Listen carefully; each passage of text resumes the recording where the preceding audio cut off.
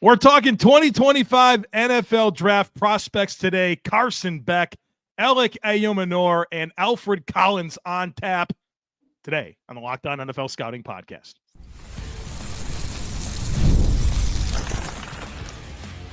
You are Locked On NFL Scouting with the Draft Dudes, your daily podcast for NFL and college football scouting. Part of the Locked On Podcast Network, your team every day. What's better than this? It's guys being dudes here on the Locked On NFL Scouting Podcast. We're the Draft Dudes. I'm Joe Marino from Locked On Bills. He's Kyle Crabbs from Locked On Dolphins, and we are your NFL experts here with you daily to talk team building across the league on the Locked On NFL Scouting Podcast with the Draft Dudes, part of the Locked On Podcast Network, your team every day. Want to issue a big thank you, shout out, and welcome to our everydayers. Those of you who never miss a single episode, we appreciate y'all being here very, very much. Today's episode is brought to you by FanDuel. New customers can place a $5 bet, and you'll get started with $250 in bonus bets. If you win your first $5 bet, just visit FanDuel.com to get started. Joe, Happy New Year. Happy 2025 to you. Hope you had a nice, relaxing evening for New Year's Eve, because I don't know if you saw this. Somebody had done like a virtual Ticketmaster ticket. And it was got my New Year's Eve plans, and it was stay at home, and the seat reservation was the couch. And I really resonated with that. Yeah. Because I can't imagine going out and partying till 1 a.m. for New Year's Eve at this stage in my life. I'm totally washed. Did you make it to midnight? Involuntarily, yes. Yeah. Small humans who had their own plans for last night. So yes. I fell asleep while putting a small human to sleep and remained asleep in the small human's bed until 11. And then I was able to stay awake until 12:10 and went right back to sleep. Thanks to Fitbit. It tells you exactly what times you were awake or not. And that was the plan, I guess. Is that what you get, a Fitbit? Yeah, man. Yeah, big fan. An Apple Watch? Nah, they don't track the sleep, I don't think, on the Apple Watch. It can't be part of that. Yeah, I don't know. I just know I've had the same watch for... I was just thinking about the other day. It's probably time for a new watch. Just like for some teams, it might be time for a new defensive tackle or new wide receiver or new quarterback. The first big segue of the year. Unbelievable. Nailed it. Stuck the landing. Well, I was wondering how we were going to get to Carson Beck. I was starting to get concerned. I was starting to go down the watch rabbit hole. I said, nope, we're going to pull this right back on course. Carson Beck, Georgia quarterback Carson Beck, who is out, suffered the Brock Purdy injury from the NFC Championship game. And will not see the end of the Georgia Bulldogs in their college football playoff run. They're playing today against Notre Dame. And that if they win, they get a matchup against Drew Aller and Penn State as the college football playoff rolls forward. But Beck declared for the draft, was probably the QB1 or close to the consensus QB1 throughout the summer of this past year. With the assumption playing at Georgia and the production that he had. But without Brock Bowers and without Ladd McConkey. Those guys are good. Those guys are doing in the NFL. 1,000 yards each, rookies. The tonality of the Carson Beck conversation is very different than what it was when he was throwing to those guys. Yeah, he's definitely better when he had those guys available, especially Bowers, man. I got even more of an appreciation. I started by looking at some of the 23 stuff because I felt like it was important. I knew that there was a regression this year, so I wanted to peep the 23 stuff. And man, you just kind of have an appreciation for Brock and the dynamic playmaker that he was, just how they were able to get him into space and what he does with the ball in his hands. Anyways, we're not here to talk about Brock Bowers. But I did start with the 23 stuff, and I made sure I watched that SEC championship game against Alabama. And I think he's hard for me, Kyle. I think there's enough to like in terms of the physical skill set. I think he's got arm. I think he can move a little bit too. Yeah, he's got that stuff, which is good. He's got decent size. I think he's listed at 6'4", 220. I don't know if I'm buying 220. He looks kind of narrow to me. So I don't think that's probably inconsequential if he's probably 10 or 15 pounds less. I'm not sure that's a big deal. So he kind of checks those boxes, and I certainly put a lot of value into what I've heard people say about him, in particular Nick Saban, and the intangibles and mastery of the system and those types of things. I think it's all meaningful. I just have a hard time getting excited when watching the tape. And there's an appetite for tight window throws that on one hand, I can appreciate. But boy, I feel like that SEC championship game kind of wrecked him a little bit. And some of those tight window throws didn't go his way. You saw the big turnover streak in 2024. Yeah. And it just kind of started to question more and more, how he sees the field and seeing coverage rotations and if he's doing the smart right thing with the football. And it just kind of feels like things kind of start to get away from him. I know the Tennessee game was kind of the statement this year, and certainly some really nice throws in that game. But just, I think that's my prevailing thought. I know we'll get more into the weeds here, but I just had a hard time getting excited about what I watched. And then you kind of layer that with, this UCL injury. He's not going to have like a normal process here for him. And I just feel like I'm left with more questions than I am clarity on what this player's upside is. Yeah. Well, I think you when you're getting into the conversation of upside, which is what everybody wants to know with a quarterback selection, right? And that's where I think it does become very challenging. And I think I would probably describe every physical trait that you're looking for as good. Yeah. He's got good arm strength. He's got good athleticism. He's not a great or a super explosive athlete, but he's more quick twitch than probably either Shadur or Cam Ward, as just like a get off your spot and run type of player. Yeah. I don't know. It's not saying much because those guys aren't particularly quick twitch, but it's good. You can work with it. He's got good size for being a pocket passer. So you look at all that, you recognize, as you said, I don't want to say reliance, but the chemistry that existed with Brock Bowers and Ladd McConkey. And then when that was gone this year, and now you're still trying tight window throws, and the guys aren't breaking the way that you expect that they're going to break, or the guys aren't finding the football or adjusting at the catch point the way that you think that they are, it leads to a lot more variance, leads to a lot more turnovers, leads to a lot more miscommunications. And the inability to work through that and play largely efficient football throughout the year is where you get into where I think the fit and the future for Carson is going to be important.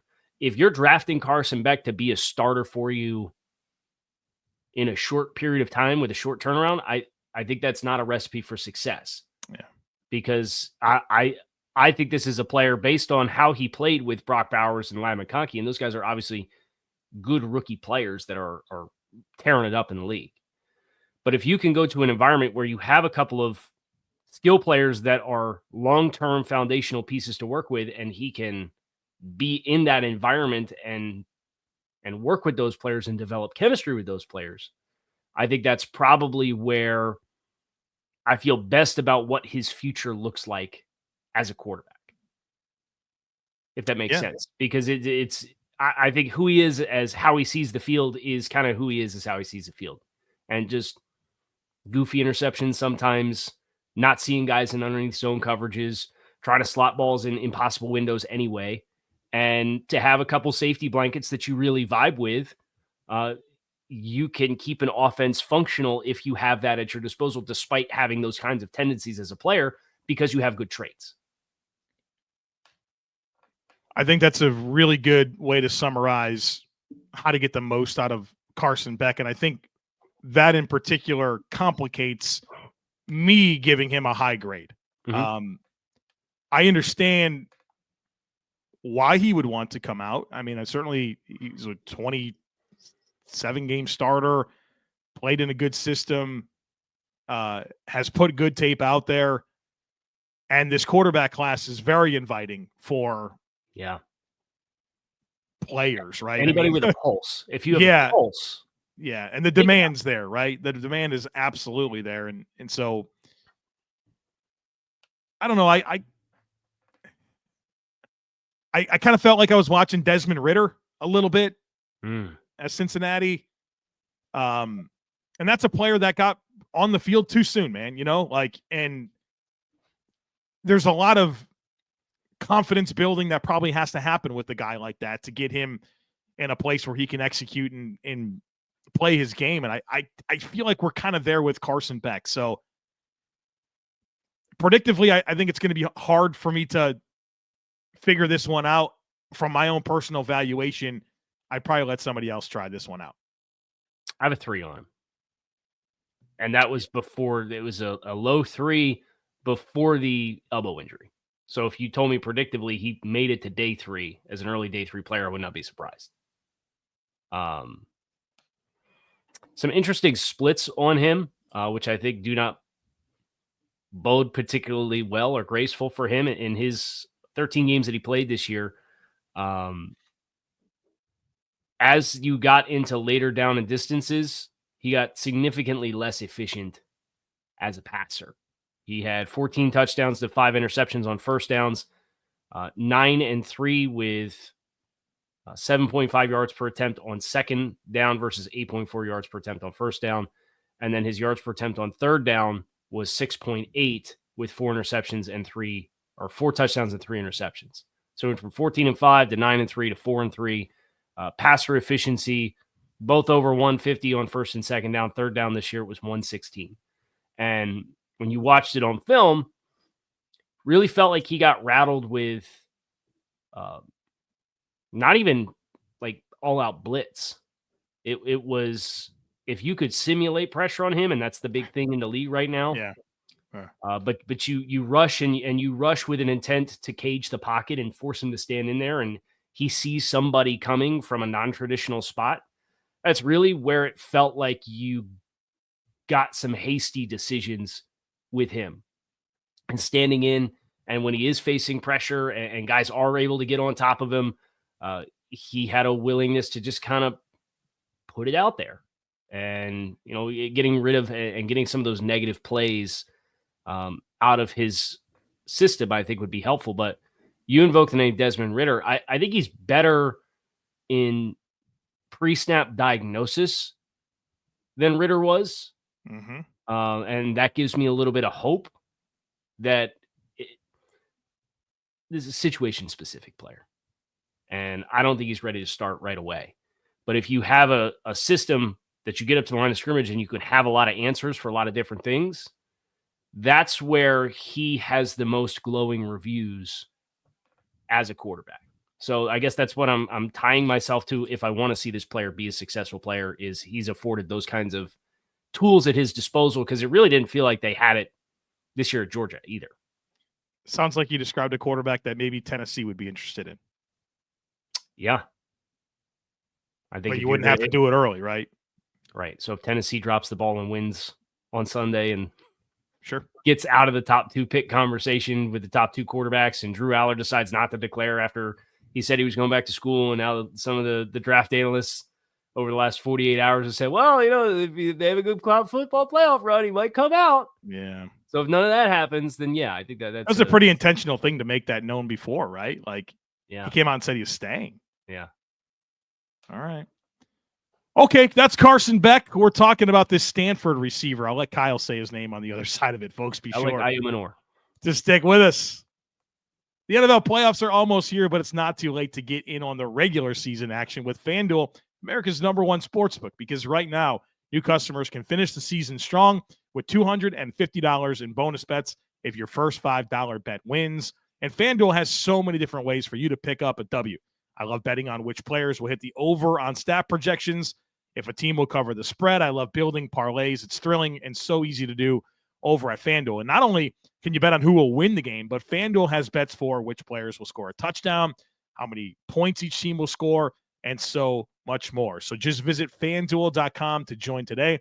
That's FanDuel.com for your chance at $250 in bonus bets. Make every moment more with FanDuel, an official sportsbook partner of the NFL.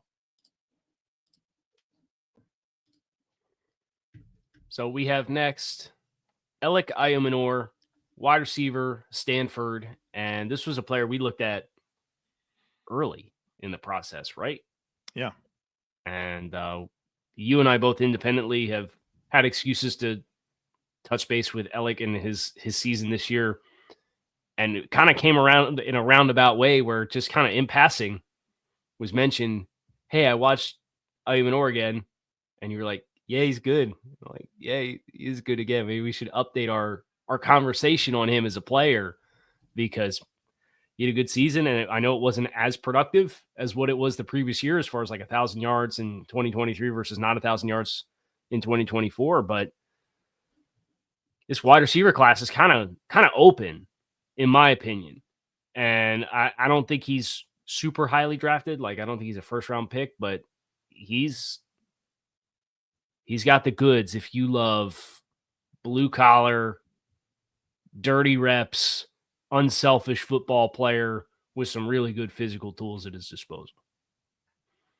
Yeah, there's a lot to like. I think it's probably my favorite player we're going to talk about today. You mentioned blue-collar physical player, 6'2", 210. Mm-hmm. And I think that's his game. It's physicality. And whether that's dealing with press coverage at the top of routes, at the catch point, blocking, right? Obviously, he's going to check that box. And I think the NFL has learned, and I think people have generally learned that wide receivers and blocking matters. Like, it's amazing how for so long everyone wanted to like poo-poo tackling for corners and blocking for receivers and blocking for running backs. But it's like, why?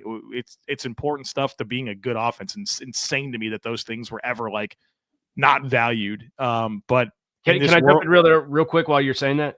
Yeah. It's not a coincidence that all of the best players at those positions do those things because they do the core foundational pieces of the position in addition to doing those things as well. It's important. And you want to be on the field, right? Like, I think you're seeing the NFL want to use the receivers more as an insert blocker into kind of the blocking surface on run plays. You know, crack toss is a big part of the NFL right now. You want to be able to set back some cutbacks with your zone stuff. You need receivers kind of block, man. And this guy's going to be an asset in that capacity. I love how physical he is with the ball in his hands. I think he's super quarterback friendly. I think that was like my biggest thing in studying him recently compared to when we did. It might have even been like preseason. We went into his tape. Yeah. I just felt like his feel for space, not that he's a great space creator, but his feel for space and some of the scramble drill stuff and, attacking zone and getting to those places to be quarterback friendly, working back to the football. It all looked really good to me. And so if you're looking for like a physical presence for your wide receiver room, and this is it, this is the guy. Can I give you a name? Yeah. I don't know. Did you read my report on 33rd team? I did not know. Good. So this will be an authentic reaction. JuJu Smith-Schuster. The good, yeah, like the pre-TikTok JuJu. The early career Pittsburgh JuJu. Yeah, I think you could see some of that. It's funny. My name was Juwan Jennings. Okay. More I think Ayomanor is more explosive. Yeah. So he's got a track background. He ran 10.7 in the 100 meter, which it's not blazing fast, but it's fast. He's 6'2", 210. He's for a 6'2", 210 guy. Yeah. And he was ranked. So he's originally from Alberta, Canada, and he was ranked 8th nationally for the under 18 200 meter in Canada. So he's got this track background as a sprinter. And then he transfers to Petty School in New Jersey for a year and then goes to Deerfield Academy in Massachusetts and is a 3-star recruit. And he gets all the big brain programs are after. Like Cal's after him, Notre Dame's after him. He ends up at Stanford.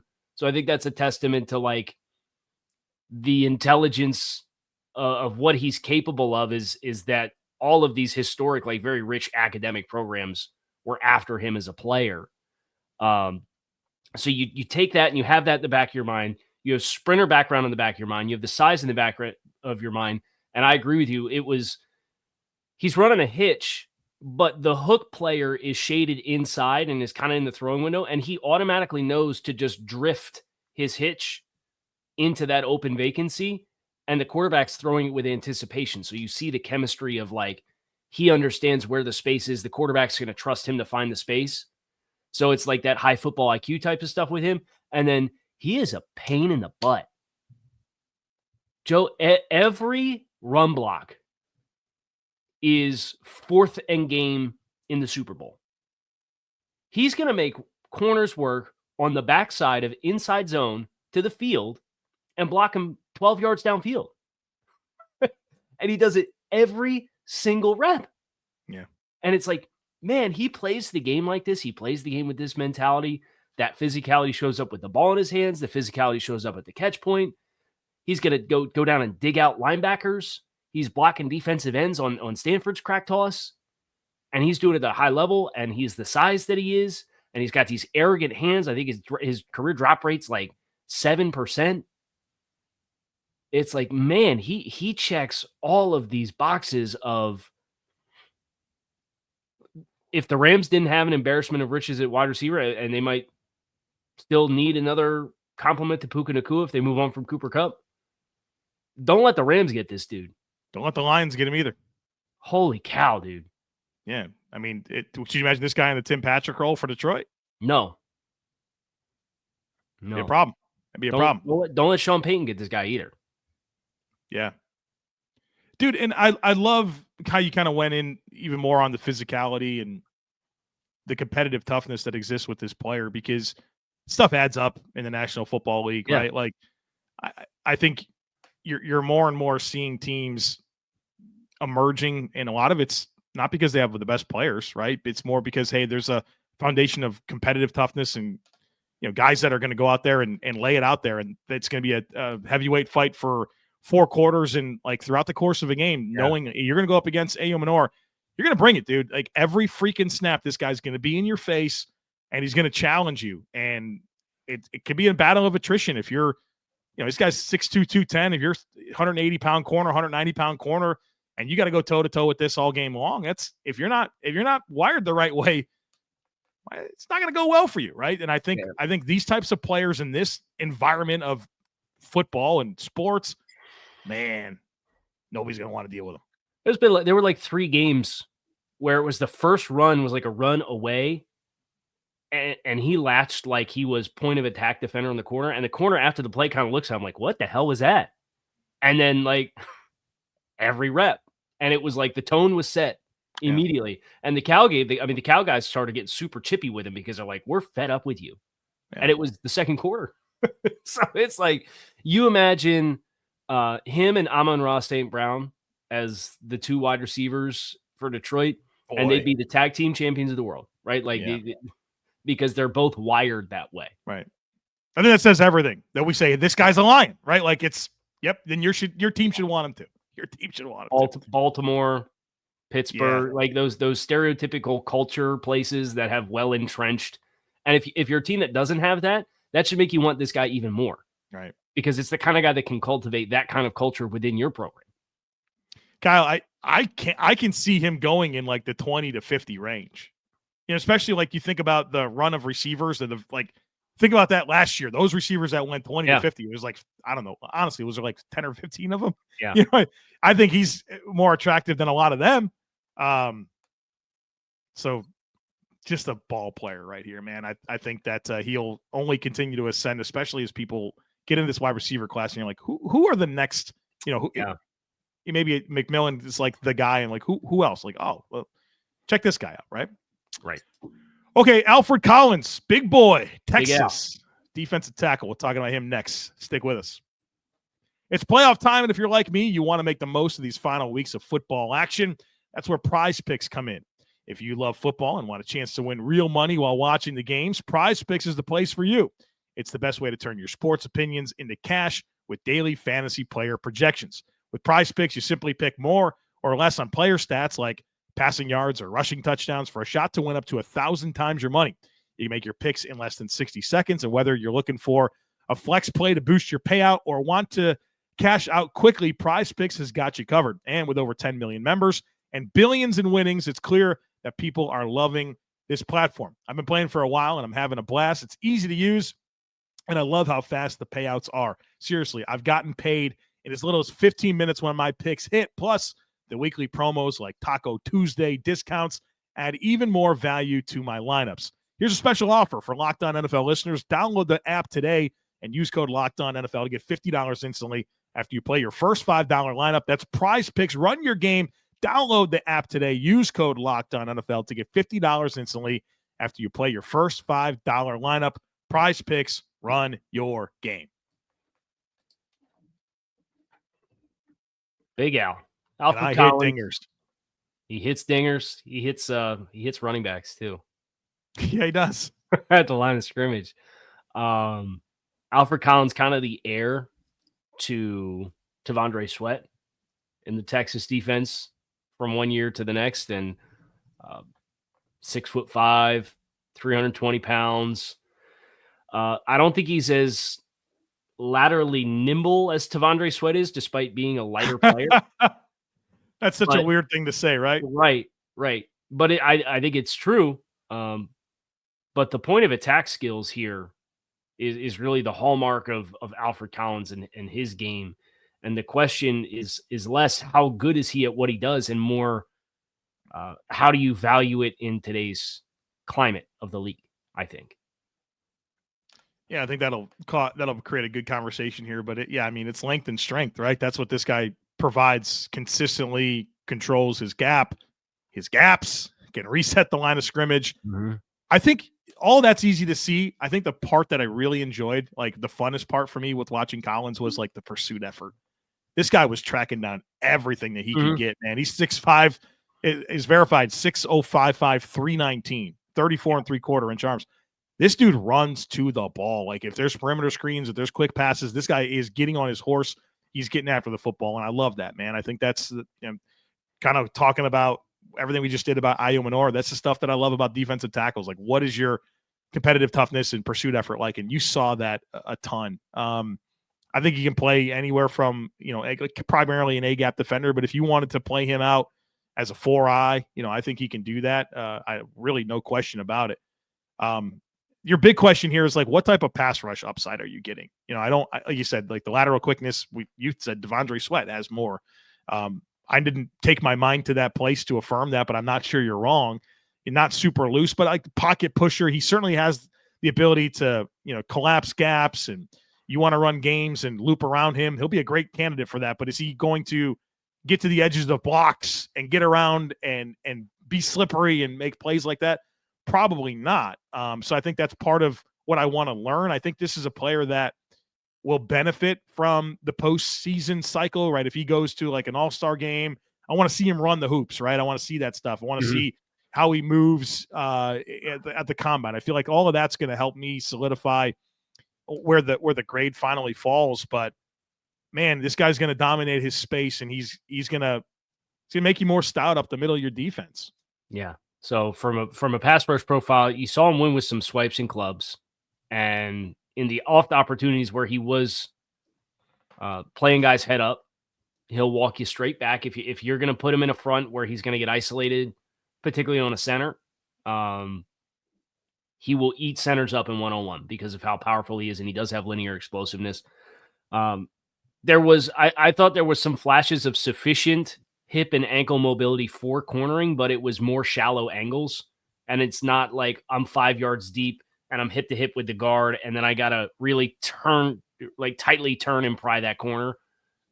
He would try it and either lose his footing or lose his center of gravity with having somebody providing lateral resistance against him as he tried to do that. So that I agree, that's where the question comes in for him. But I do think he is linearly explosive enough that if he is put in half-man situations and he really refines his hands with how long he is and how powerful he is, that he can give you some quality reps there. I would rush him predominantly in the A-gaps. Yeah. But your early down stuff and your short yardage stuff, like you can move him, put him head up on anybody from tackle to tackle. And I feel really good that he's going to win the point of attack. And if you want to play matchups with that, if you know a team has a tendency on where they like to run and you want to park him in a certain gap, I think you can do all that kind of stuff with him. Yeah, I think sort of an interesting conversation here is how much can he impact the run defense? And I don't know if it's a trend or not, but I'll just tell you what the numbers are. There's 9 teams in the NFL right now that present light boxes, 6 or less in the box on rundowns at a clip of more than 50%, right? And so I think you're seeing some of that, right? Mm-hmm. I don't know if that's a trend or not, but it happens. And it feels like this would be a useful player if you wanted to present those light boxes, to have a guy that not only can eat space, but like potentially defend multiple gaps. And if you want to use that as an opportunity to play your safeties back and still be able to defend the run or defend the run out of nickel, it feels like a useful player. Right. Do you have any names? Yeah. Come to mind? Yeah, and I think this might be probably a little bit more of a body type. And maybe this is aggressive, but I thought like physically he looked like Marcus Stroud to me. Just like thick everywhere, like a little bit more straight line explosive than you think he's going to be. Really capable of like overtaking reps with, just the length and strength and mass. That was kind of where my mind went. The first name that came to mind, and I decided not to do it because I do think he has significantly more athletic potential than this player has shown themselves to have. But Raekwon Davis, from a build perspective, that was kind of the build perspective. But then I'm watching him with his ability to rush the passer and his athletic profile, and I think he's already a better point of attack player than Raekwon's largely ever been. In that conversation, people forget the Alabama conversation with Raekwon Davis was he was a more disruptive talent his first year, and then they started bulking him up and putting him inside, right? Yeah. And he became a little bit more of a limited player, where I think Collins is that size already and then still has the athleticism. So I stayed away from Raekwon Davis. If he can really work on his hands, I don't think Akeem Hicks it's the best case scenario. Yeah, but, I'd say so. I mean, Akeem Hicks was a 3rd round pick who ran a 5.2 at 6'5", 324 and didn't log more than 22 pressures in any of his first 4 seasons in the NFL, and then makes it to Chicago in 2016, and he finds his sack profile and pass rush profile there. So that's kind of the spectrum of players, and I liked Hicks because Hicks was a player that has been moved from A gaps to B gaps to over tackles a little bit more than what some of just because I don't think he's just a traditional nose tackle. I think you can get more from him. Cal, do you know who the defensive coordinator for Chicago was in 2016? Enlighten me. Vic Fangio. Do you know who presents the highest percentage of light boxes on the rundowns Vic in the NFL? Fangio. Yeah. Vic Fangio. Interesting. And they're probably losing Milton Williams. Now that's a very different player. Yeah. But they have Jordan Davis. Are we thrilled with Jordan Davis? I know we don't have to go there. I know. Yeah, I'm not asking us to open up that can of worms because I know what you thought of Jordan Davis. Yeah. But they probably have two more years on that contract. Yeah, I'd have to figure like the 5th-year option and all that type of stuff. But I think just the point being is, I think that'd be a good arc for him, and also kind of like stylistically funny how that would like work well with kind of the presentation of how we can help a team. So they had their 5th-year option decision on Jordan Davis after this year. We'll have to examine those because when you said that, I'm like, normally I'm pretty dialed in on 5th-year option stuff, and I was like, oh my god, right? We haven't had this conversation yet, so right, that'll be coming surely. But yeah, that's the kind of defense. All of those light man boxes as a gap but versatile point of attack defender, and Raekwon Davis did that in Miami with Vic the previous year. Yeah, Chargers would be a good team for him. The Cardinals, Washington, Atlanta. I mean, I think there's a role and an opportunity on every team for a player like this. It's just a question of the value and how early you choose to draft it, because if you feel like he can give you that pass rush profile and how quickly you can get him to have it. But I think that'll be the difference between if he's an end of the 1st round guy or somewhere on day 2. Right. Yeah. That's a conversation for another day. So we do mock drafts. I'm Kyle Crabbs. He's Joe Marino. We appreciate you guys as always for checking out Locked On NFL Scouting. We hope you have a great start to your year, and we hope that you come back and see us tomorrow as we preview Week 18 in the NFL. We hope to see you then.